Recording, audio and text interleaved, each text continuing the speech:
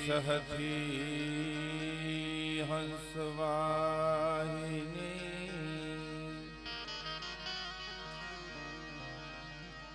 माता दुर्गा तू यमने दे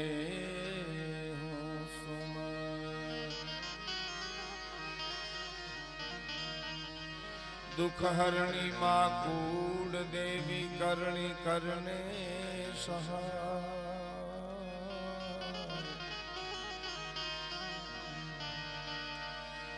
जाहर जगमा माँ तुझो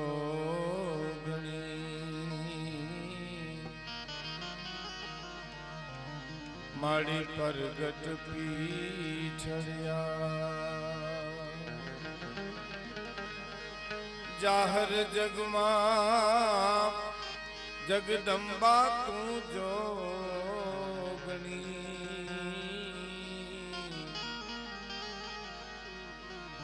माड़ी परगट सोनलमा माड़ी परगट हास व्रत लीधु वरवड़ी तणु धन धन देवा दात जिन लेवाना कोई दी हेवाज नहीं तन धन धन सोनल माड़ी ने लेवाना कोई दी हेवाज नहीं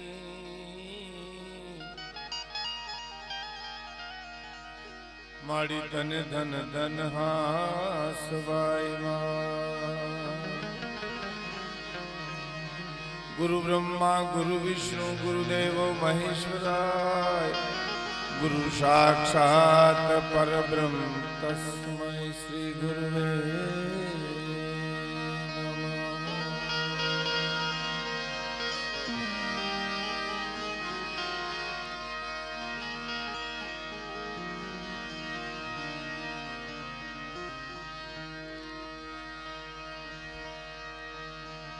कच्छनी आ धींगी धरा ने आंगणे प्रगट स्वरूपा मां भगवती हासबाई माना जन्म उत्सव निमित्ते अने एमाय भाई श्री हरदान भाई जेम कीधुं एम आजनो दिवस वसंत पंचमी एटले के 79 वर्ष पूरा करी मां 80 वर्ष में प्रवेश करे छे जागती ज्योत जेने रोम रोम मां भगवती नो रंकार छे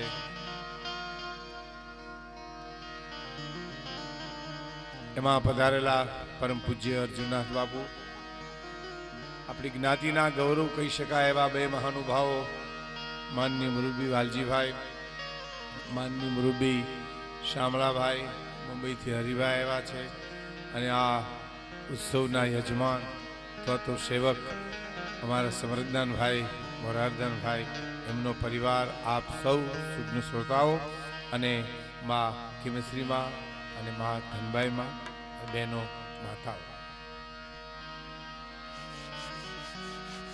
अपनी समग्र चारण नायत्री माटे बे तिथि एवी छे सोनल बीज अने वसंत पंचमी ए मने तमने जागवा माटेना दिवसो छे अने आपणा माटे घणी जवाबदारी आ थई जाय छे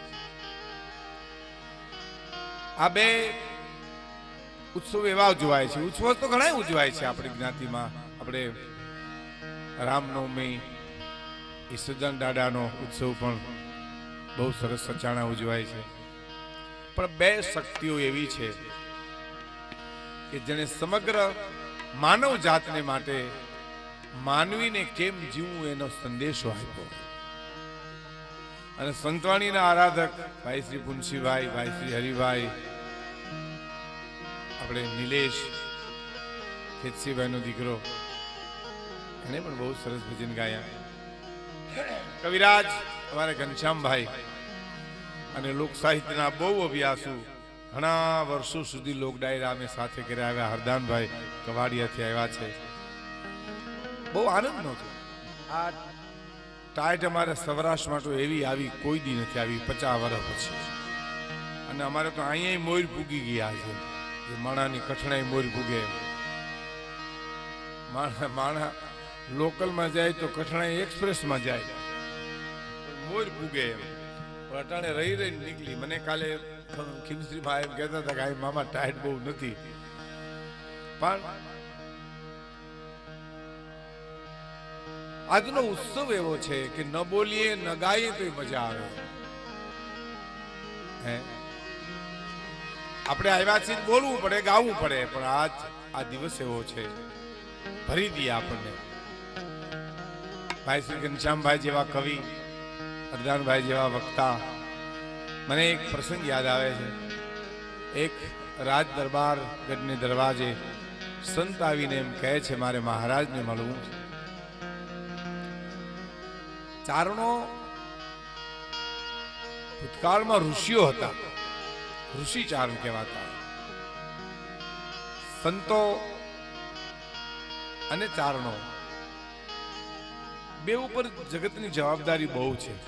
આપણાથી જેમ તેમ જીવાય નહીં, આપણાથી જેમ તેમ બોલાય નહીં, કારણ કે એક વાહે પ્રવાહ હેલો આવે છે આપણી પાછળ.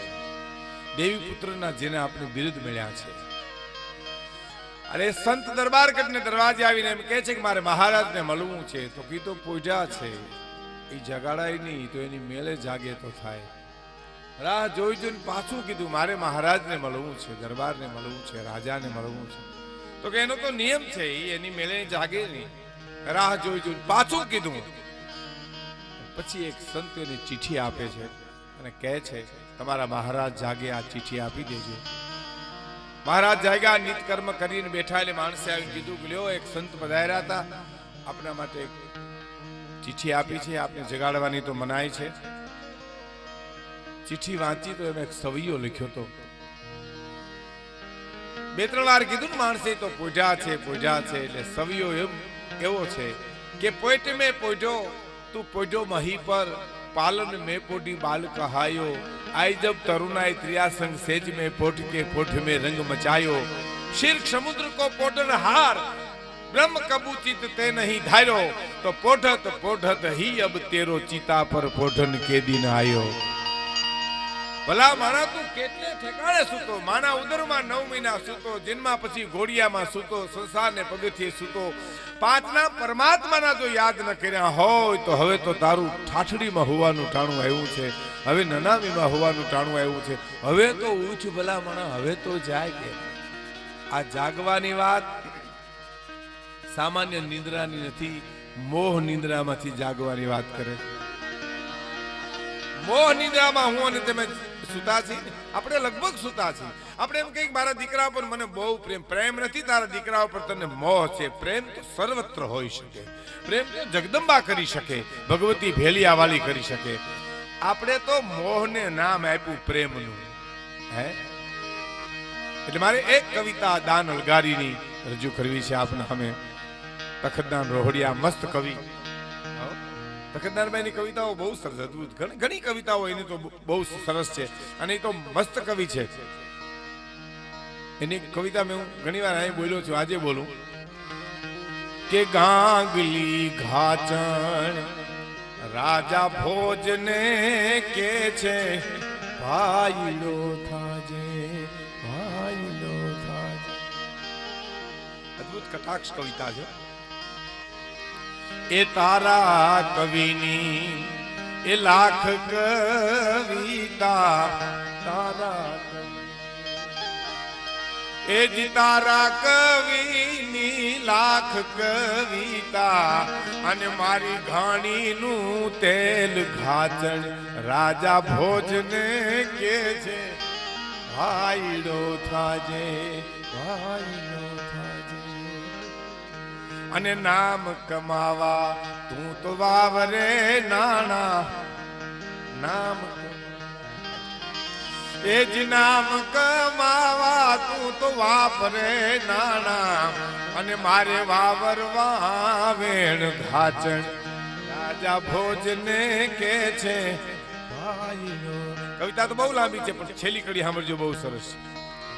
કે જ્યાં લગી ઘાચણ ગાંગલી રેશે, જ્યાં લગી ઘાચણ એ જ જ્યાં લગી ઘાસણ ગાંગલી રહેશે ત્યાં લગી જ રાજા ભોજ ઘાસણ રાજા ભોજ ને કે છે ભાઈ નો થાજે.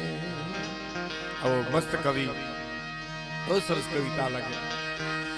મઢડા વાળી અમને તમારી આશા ઘણી, મઢડા વાળી અમને તમારી આશા ઘણી, મઢડા વાળી અમને તમારી આશા ઘણી. અમે તમારા સ્વરૂપ કહેવાય મારી, તું છો અમારો ધીંગો ધણી. મઢડા વાળી અમને તમારી આશા ઘણી.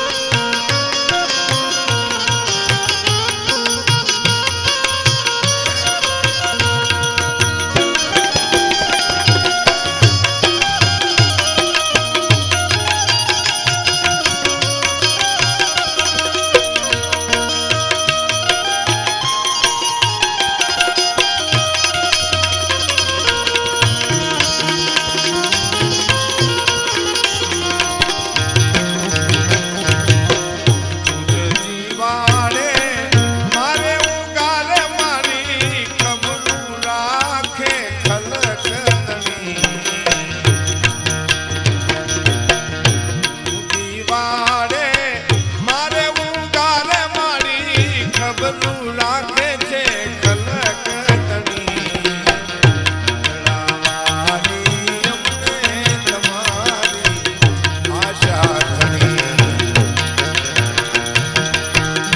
અમે તમારા સેવકે કહેવાય